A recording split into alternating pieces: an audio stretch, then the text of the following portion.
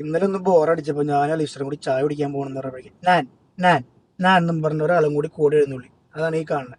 പുറത്ത് നല്ല തണുപ്പായതുകൊണ്ട് ഞാൻ പറഞ്ഞു തൊപ്പി വെക്കാണ്ട് കൊണ്ടുപോയില്ലാന്ന്. അപ്പോൾ ആൾ തൊപ്പി വയ്ക്കും ഊരികളയും.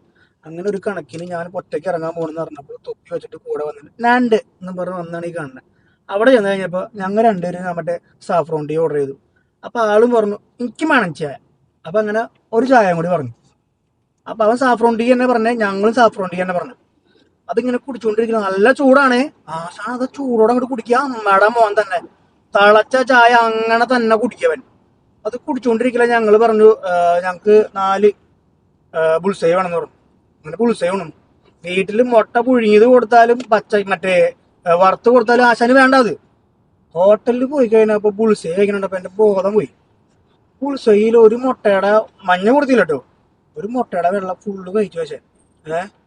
അത് കഴിഞ്ഞിട്ട് പിന്നെ തണുപ്പ് അങ്ങോട്ട് മാറിയെന്ന് ആശാണ് തോന്നി. ചായ കുടിച്ച് ബോഡി ചൂടായല്ലോ. പിന്നെ തൊപ്പി ഊരാനൊക്കെ ശ്രമിച്ചുകൊണ്ടിരിക്കണ്ടായിരുന്നു. ഞാൻ സമ്മതിച്ചില്ല. തൊപ്പി ഊരി കഴിഞ്ഞാൽ എനിക്കറിയാം പിറ്റേ ദിവസം പനി പിടിക്കും. നല്ല കാറ്റായിരുന്നു. കാരണം ബീച്ച് സൈഡ് ആയതുകൊണ്ട് നമ്മൾ പോയ ഹോട്ടലിന്റെ പേര് റബ്ബാഷനാണ് കേട്ടോ. വൈകുന്നേരമൊക്കെ ഇതുപോലെ നമ്മൾ പോകാറുണ്ട്.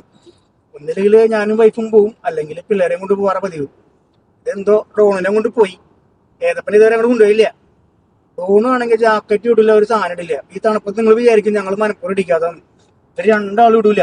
ഇപ്പൊ നല്ല തണുപ്പാണെന്നുണ്ടെങ്കിൽ ഏതപ്പനും ഡ്രോണൂനും വേണം. ഈ പറഞ്ഞ പോലെ പൊതച്ചു മുതി കിടക്കുന്ന സമയത്ത് നമുക്ക് പുതപ്പുണ്ടാവും, അവർക്കൊന്നും ഉണ്ടാവില്ല.